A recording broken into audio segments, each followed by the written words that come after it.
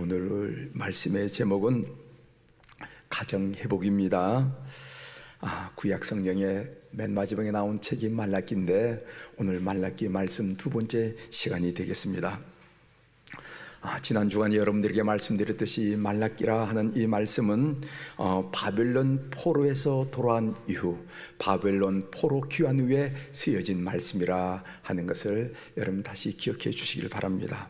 백성들이 학계 선지자와 스가랴 선지자가 전해주는 하나님 말씀에 순종해서 정말 힘들게 성전 건축을 완료를 한 바쳤습니다. 여러분 생각해 보시길 바랍니다. 포로로 귀환해서 삶의 자리를 일구는 것도 어려운데 성전 건축을 한단 말이 얼마나 어렵겠습니까? 그러나 선지자들의 예언자들의 들려주는 하나님의 음성을 들으면서 그들이 순종해서 힘겹게 이 일을 완성했다는 것입니다. 이것을 우리가 말하면은 수룹바벨 성전이라 이렇게 알려진 것이죠.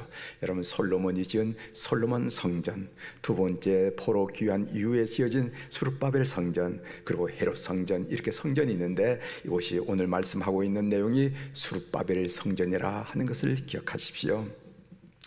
그들이 수룹바벨 성전을 완공해 놓고 기대했습니다. 이제 하나님 말씀대로 성전 건축을 마쳤으니까 하나님께서 우리에게 큰 복을 주실 거야, 주시고 말고 이렇게 기대했다는 것입니다. 그런데 기대대로 되지 않았어요. 기근과 흉작이 거듭해서 덮쳤습니다. 마음에 회유와 그리고 갈등이 일어나기 시작했습니다. 하나님께서 우리를 사랑하신다면 왜 그 증거가 나타나지 않은가? 우리가 힘겹게 순종했는데 왜 그 순종의 그 결과가 우리 삶 속에 나타나지 않은가? 그들이 회의했다는 것이죠. 이런 생각에 사로잡힌 그들에게 왜 너희들이 기대한 바가 이루어지지 않은가? 이것을 일깨워준 말씀이 말라기라 하는 말씀이라는 것을 여러분이 기억하시길 바랍니다. 말라기 선지자가 이스라엘 백성을 향해서 두 번째 지적한 사항이 뭐냐면은 가정 문제였습니다. 우리가 지난주 첫 번째 지적한 사항이 뭐라고 그랬죠? 예배 문제. 그거 어제 한 일도 아니고 일주일 전에 한 일을 뭘 그렇게 기억하라고 물으시는가 그렇게 바라보시는데, 지난 주일에 제가 말씀드리면서 함께 은혜 받고 도전받은 내용이 뭐냐면 너 예배 한번 돌아보라는 거예요. 그였습니다. 오늘은 가정 문제였습니다. 유다 백성들이 기대하는 복이 임하지 않은 이유가 뭔가? 깨어진 가정 때문이라는 것입니다. 가정이 무너졌다는 것입니다. 가정이 무너진 이유가 있어요. 그 이유를 여러분들에게 설명을 해드리겠습니다. 기대하던 복이 임하지 않자 유다 백성들이 서서히 하나님만으로는 충분하지 않다라는 엉뚱한 생각을 하면서 가나안 땅의 우상들에게 곁눈질하기 시작했습니다. 왜냐하면 가나안 땅의 우상인 바알과 아세라 신은 생산과 풍요의 신이었기 때문에 그렇습니다. 우리가 간절히 기대하는 거가 뭔가? 생산하고 풍요로운 삶이 아닌가? 이것이 바로 가나안 땅이 섬기는 바알과 아세라 신이라는 것이에요. 가나안 땅의 사람들이 괜히 바알과 아세라 신을 섬기겠어? 이유가 있을 거야. 다 이유가 있을 거야. 가나안 땅의 우상인 바알과 아세라를 접근하기에 가장 쉬운 방법이 무엇인가 하면은 가나안 딸들과 혼인하는 일이었습니다. 드디어 유다 백성들은 이방인의 딸들과 결혼해서 하나님과 이방의 신 우상을 섞기 시작했어요. 그들이 하나님을 믿지 않은 것이 아닙니다. 하나님을 포기한 것이 아닙니다. 하나님을 외면한 것이 아닙니다. 하나님도 믿지만 하나님으로 부족한 것을 우리가 느끼니까 그 땅에 있는 바알과 아세라 신을 혼합하기 시작했다는 것입니다. 종교적인 혼합주의죠. 결국 그들은 어린 시절에 맞이한 유대인 아내를 버리게 되었고 그들의 가정은 깨어지기 시작했습니다. 이것은 단순히 결혼 문제에 국한된 문제가 아니었습니다. 여호와 신앙의 순수성과 직결되는 문제였습니다. 그래서 말라기는 깨어진 가정을 회복하라, 그래야만 하나님의 축복을 받을 수 있다라고 오늘 말씀을 주신 것입니다. 가정의 결혼 생활이 행복하십니까? 당신의 결혼 생활은 행복하십니까? 라고 물어보면은 많은 사람들이 시큰둥한 반응을 보여요. 여러분들에게 성도님의 결혼 생활은 행복하십니까? 라고 물으면 여러분 뭐라고 대답할 예정입니까? 집사님 결혼 생활은 행복하십니까? 라고 물으면은 뭐라고 대답하실 예정이에요? 우리 권사님 신앙생활을 많이 하셔서 권사님이 되셨으니까 권사님 결혼 생활은 어떠세요? 라고 질문해 보시면은 여러분 무슨 대답을 하실 것입니까? 반응 중에는 체념형이 있다는 거다. 체념한다. 체념형. 그리고 체면형이 있답니다. 체면형. 그리고 체미형이 있다는 겁니다. 그 좀 설명을 드리겠어요. 체념형은 어떤 태도를 갖는 사람을 말하는가 하면은 다른 도리가 없지 않습니까? 몸도 늙고 마음도 늙었는데 이제 와서 뭘 어떻게 하겠습니까? 이런 형을 체념형이라 그런다는 거예요. 두 번째로는 체면형이 있답니다. 체면형. 남들의 눈이 있는데 부끄럽지 않으려면은 참고 살아야지 어떻게 하겠습니까? 며느리까지 받고 사위까지 받는데 자식들로부터 체면을 잃지 않으려면 그대로 살아야지 어떻게 하겠어요? 이런 형을 체면형이라 한다는 거예요. 그 다음에 책임형이 있습니다. 자식을 위해서 그냥 살아야지요. 저놈들을 생고아로 만들 수는 없지 않습니까? 이런 사람은 책임형이라는 것입니다. 아무튼 오늘날의 부부 문제는 생각보다 더 심각해요. 예수 믿지 않은 사람은 물론이거니와 예수 믿는 성도들도 가정을 가서 신방을 해서 깊이 대화를 나누다 보면은 속 얘기를 쏟아놓는데 이런 유사한 얘기를 하는 경우를 많이 경험하게 됩니다. 이런 배경을 전제로 오늘 본문을 우리가 살펴보도록 하겠습니다. 오늘 본문 말라기 2장 10절부터 16절에 이 세 번째 신탁, 여러분 신탁이란 말이 무슨 말인지 제가 설명드렸죠? 하나님의 말씀을 인간을 통해서, 사람을 통해서 하나님 말씀과 뜻을 전하는 것을 보고 신탁이라는데, 이 세 번째 신탁도 유대 백성이 질문하고 하나님이 응답해 주시는 질문 대답, 이런 형식으로 구성되어 있다는 것을 우리가 먼저 살피시고 오늘 말씀을 한번 살펴보도록 하겠습니다. 여러분, 우리 권사님이 이 성경 말씀을 읽었는데 이 무슨 말인지 알겠어요? 무슨 말인지, 저 말씀이 무슨 말씀인가 감이 옵니까? 감이 와요? 여러분들은 대단하신 것 같아요. 저는 감이 안 와가지고 이게 도대체 무슨 말씀을 하려고 하는가 하고 감이 안 왔어요. 설명을 듣지 않으면 이해가 어려운 말씀 중에 한 구절이 오늘 본문 말씀입니다. 이제 여러분들 잘 설명을 드리면서 그 말씀이 그 말씀이었구나, 여러분들이 이해한 말씀과 비교하면서 이 말씀을 깊이 이해하는 그런 시간이 되었으면 좋겠습니다. 하나님은 유다 백성이 하나님을 가볍게 여기고 멸시했음을 그들이 이방 여인과 결혼한 일을 들어서 증명을 하셨어요. 너희들 나 멸시하지 않았다고 그랬지? 나를 가볍게 여기지 않았다고 그랬지? 무슨 말이냐?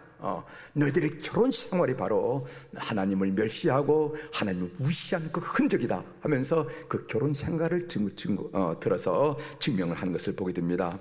그때 유대 백성들이 즉각 하나님께 반박합니다. 그 반박한 말씀이 오늘 2장 10절에 나옵니다. 10절을 읽어드리겠어요.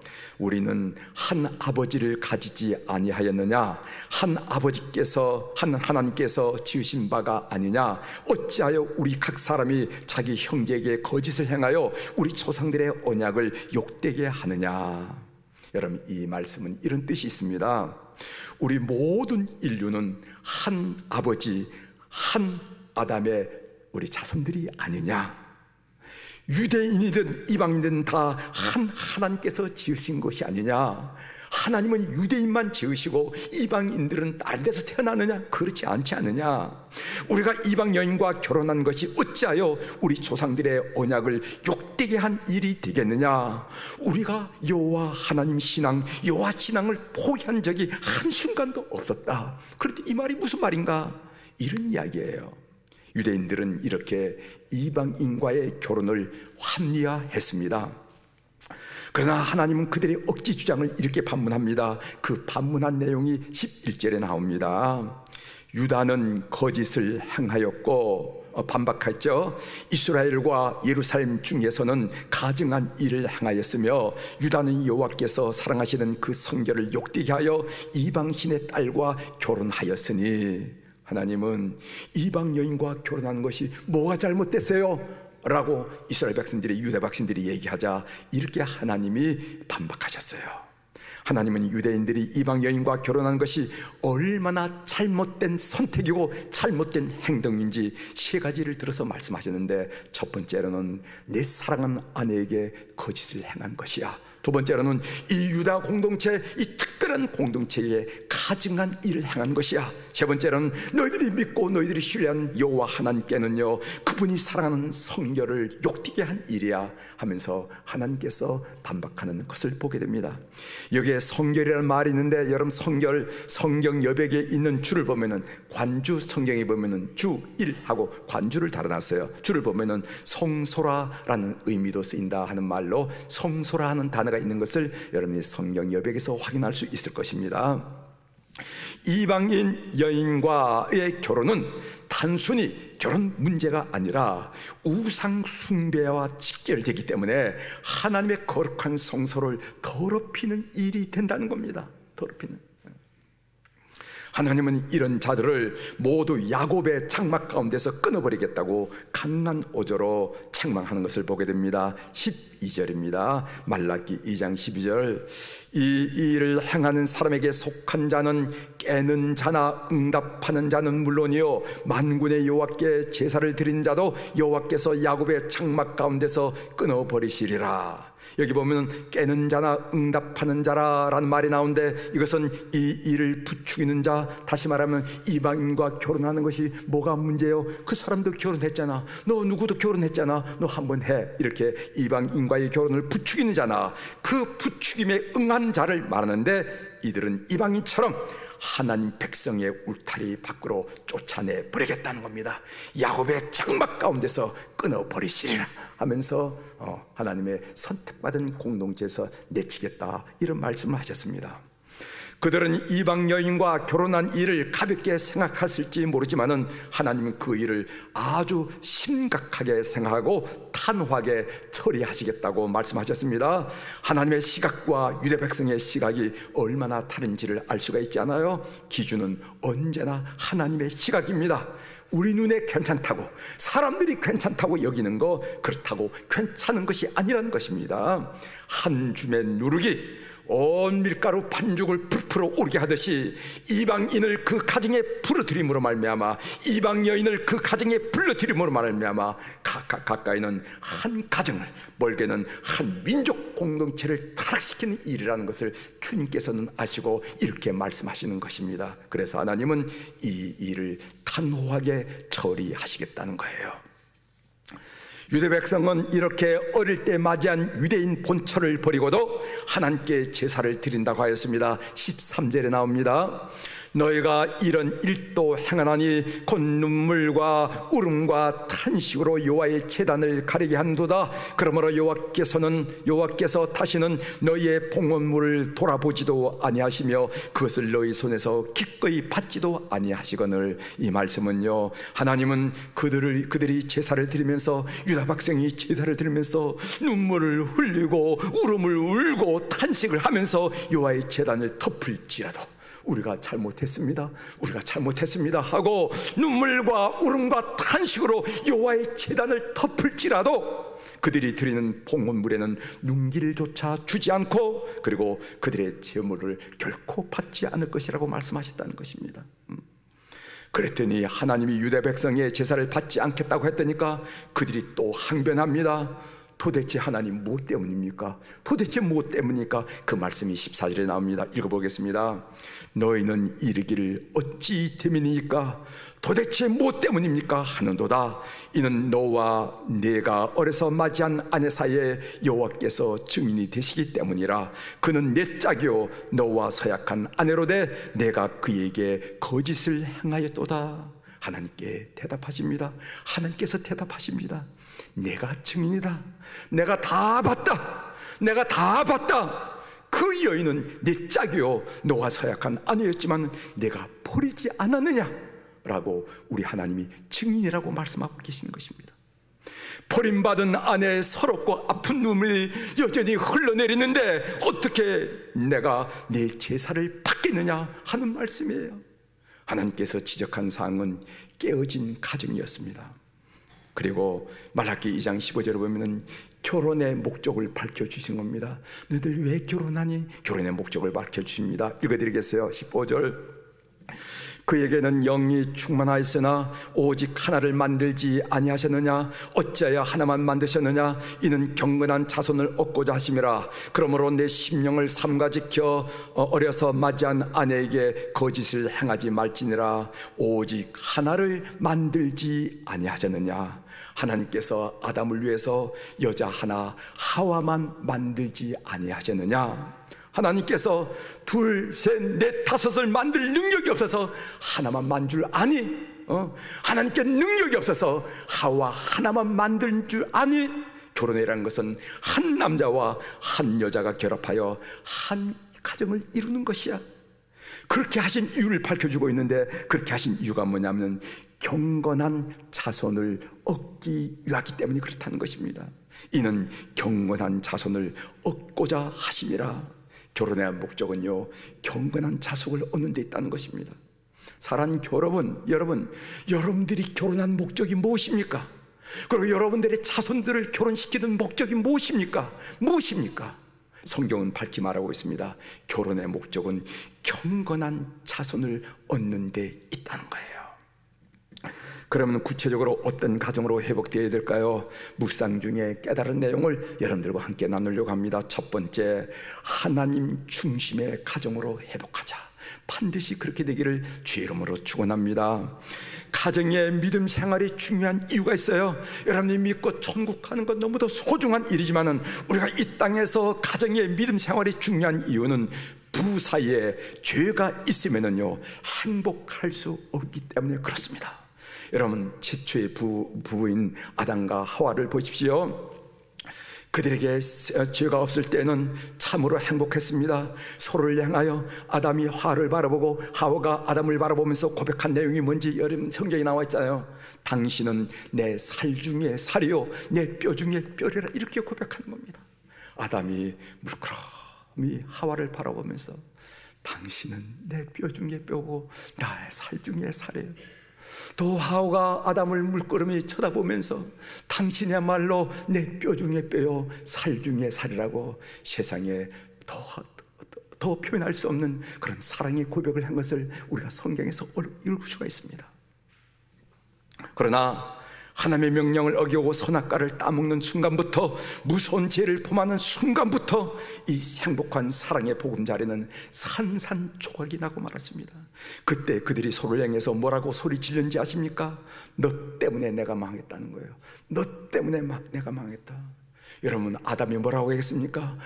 하나님이 주신 저 여자 때문에, 저 여자의 꾀에 빠져가지고 내가 선악과를 먹어서 내 인생이 이렇게 망했습니다. 한 이야기 성경이 있잖아요. 그들이 지혜가 들어왔을 때 너 때문에 망했다고 얘기하는 것을 보게 됩니다. 우린 이 사실을 명심해야 됩니다. 부부 사이에 죄가 끼어들기 시작하면 행복은 끝나고 만다. 부부 사이에 죄가 끼어들기 시작하면 행복은 끝나고 만다. 행복은 우리의 지위에서 주어지는 것도 아니고 우리의 부에 의해서 주어지는 것도 아니고 잘나고 멋있는 것에서 주어진 것이 아니라 죄가 껴들기 시작하면 그 가정의 행복은 절단이 나고 만다는 것을 우리가 기억할 필요가 있습니다. 이것이 성령을 통해서 하나님이 보여주신 중요하고 중요한 진리예요. 그러므로 부부는 죄가 끼어들지 않도록 매주일 예배를 통해서 청결하게 되어야 됩니다. 이 땅에서만 아니라 천국까지 손을 마주 잡고 가는 행복한 부부가 되기 위하여, 우리는 서로의 믿음을 위해서 격려하고 그 믿음을 위해서 기도해 줄 중보 기도자가 되어야 된다는 것입니다. 하나님의 중심의 가정으로 회복하는 교우들이 되기를 주의 이름으로 축원합니다. 두 번째는 격려가 있는 가정으로 우리 회복해 보자는 겁니다. 격려, 이런 얘기 아시죠? 단점을 지적하면 그 하나도 고치지 못하지만은 장점을 격려하면은 그 인생을 바꿀 수가 있다는 거예요. 존 포웰이라는 교육학자는 말하기를, 내가 어떤 사람이 되느냐 하는 문제는 주로 나를 잘 아는 사람, 나를 사랑하는 사람에게 달려있다. 나를 잘 아는 사람들이, 나를 사랑하는 사람들이 나를 칭찬하면은 나는 그런 사람이 되고, 나를 잘 아는 사람이 나를 사랑하는 사람들이 나를 비난하면은 나는 그런 비난받을 수밖에 없는 사람이 된다. 이렇게 교육학자는 이야기했습니다. 여러분, 나를 가장 잘 알고 나를 사랑하는 사람이 세상에 누구겠습니까? 부부가 아니겠습니까? 부모가 아니겠습니까? 부모가 바로 나를 가장 잘 사랑한다는 거죠. 그들로부터 비난을 받으면 내 인생은 비난받는 인생이 될 수밖에 없고, 그들로부터 칭찬과 격려를 받으면 내 인생은 칭찬받는 인생이 될 수 있다는 것입니다. 여러분, 이것을 아셔야 됩니다. 남편이 자기 아내를 무시하면 남들도 그 아내를 무시합니다. 아내가 자기 남편을 무시하면요, 남들도 그 남편을 무시합니다. 따라서 세상 사람들이 다 내 남편을 비난해도 나만은 격려해야 그 가정에 희망이 있는 거예요. 세상 사람들이 다 내 아내를 비난해도 나만은 격려해야 그 가정에 희망이 있는 것입니다. 내가 어떤 목적 때문에 남편 왼편을 내 아내를 비난하면요, 그 목적은 얻을 줄 모르지만 가장 기본적인 사랑의 가정은 금해가고 만다는 것을 우리가 아셔야 된다는 거죠. 격려가 있는 가정으로 회복하시기를 바랍니다. 세 번째로, 이웃에게 나누는 가정으로 회복하자.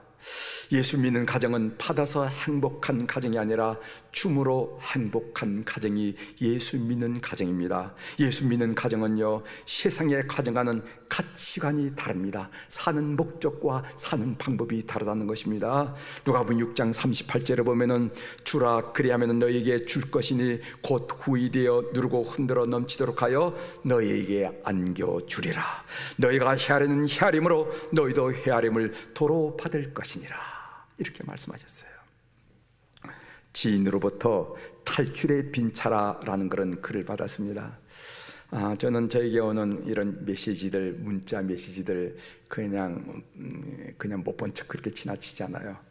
시간 있는 대로 늘 보면서, 왜? 그 사람이 나에게 관심이 있기 때문에 보내는 거지. 보내는 거지. 그런 생각이 들면은 그냥 보낼 수가 없어요. 그래서 꼭 무슨 식사 시간이라도 시간 있으면 꼭 보면서 저의 마음에 감동이 되면 체크를 해놓습니다. 오늘 여러분들께 소개해 주는 것도 그거예요. 아직 이 세상은 살만한 세상이라고 느낄 정도로 감동을 받은 글입니다. 읽어드리겠습니다. 벌써 2시간 그는 거리에 서 있는 빨간 차 한 대를 지켜보고 있었습니다. 지금 그는 우크라이나 수도 키우에 발이 묶여 있습니다. 가족과 함께 방공 후에 피신해 있던 그는 상황이 악화되자 키우를 떠나기로 마음먹었습니다. 하지만 차량도 휘발유도 구하기 어려웠습니다. 키우가 러시아로 공격을 받자 그 수도를 떠나긴 떠나야 되는데 차량도 없고 그리고 또 기름도 없다는 거죠. 그때 눈에 띈 것이 도로에 서 있는 빨간 차 한 대였습니다. 시동 장치에는 열쇠가 꽂혀 있었고 기름도 가득 차 있었습니다. 마치 어딘가로 떠나기 위해 대기 중인 차량처럼 말입니다. 지켜보던 그는 차를 훔치기로 결심합니다. 이대로 있다가는 러시아의 폭탄에 가족 모두가 몰살당할 것 같았기 때문입니다.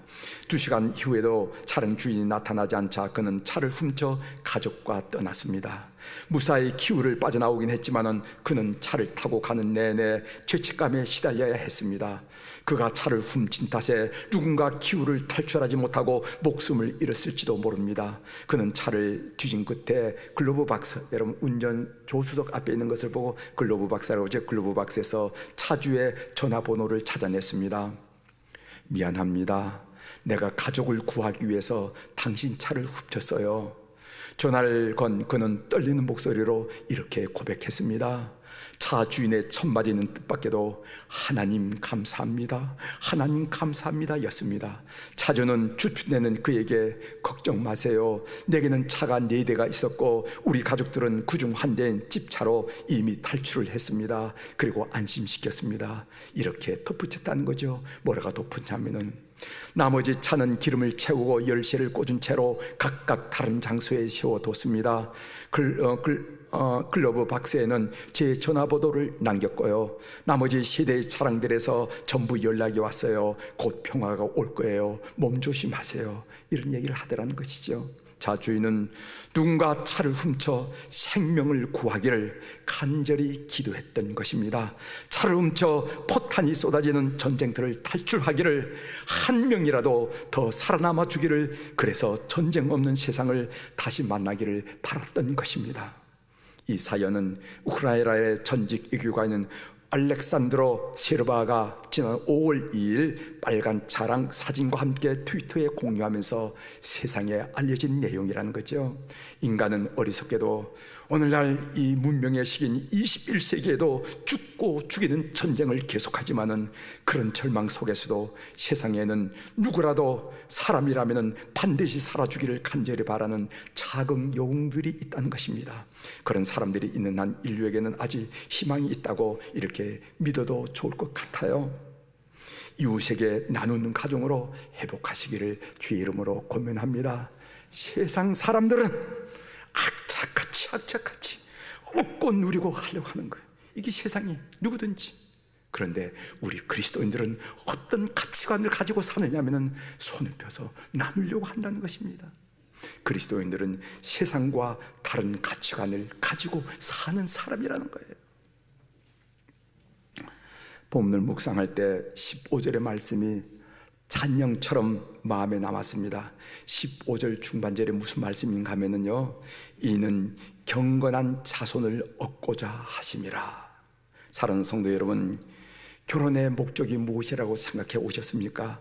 성경은 분명히 말하기를 결혼의 목적은 경건한 자손을 얻는 것이라고 말합니다. 그래서 그 경건한 자손을 통해서 하나님의 구원 계획이 이 땅에 실현되는 것이 하나님이 의도하신 결혼의 목적이라는 거예요.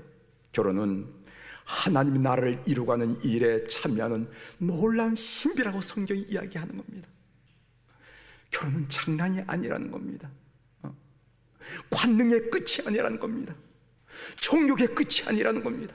결혼은 뭔가 하나님의 구원 사역을 이 땅에 이루는 하나님의 동력자가 되는 신비, 이것이 결혼이라는 거예요. 그러면 어떻게 경건한 자손을 얻을 수 있겠습니까? 경건한 부모를 통해서만 경건한 자손을 얻을 수 있다는 것입니다. 여러분, 정신이 번쩍 드는 말씀이 아니에요. 정신이 번쩍 드는 말씀이 아닙니까? 경건한 부모를 통해서만 경건한 자손이 나온다는 거예요. 이런 점에서 우리의 신앙생활이 중요합니다. 우리의 경건생활이 중요합니다. 사랑하는 교회 여러분, 오늘날 주변을 바라보면 가정이 붕괴된 시대를 살아가고 있는데, 경건한 후손을 두어서 하나님의 큰 기쁨이 되는 그런 성도들의 가정이 되기를 주의 이름으로 축원합니다. 기도하시겠습니다.